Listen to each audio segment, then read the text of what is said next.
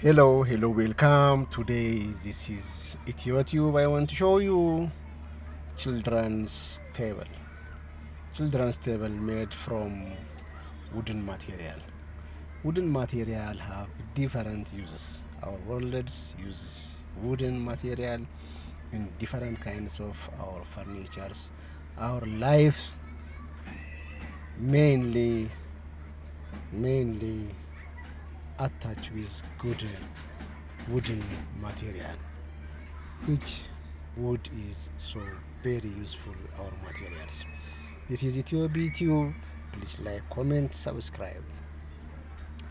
Look, the wooden materials so very shiny, wonderful, and it is so good for our children's like this is wooden material in different forms, attached together, detached together.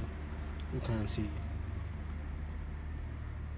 in school, in your home, everywhere can prepare wooden materials for our furnitures, for our children's. Look, she's smart.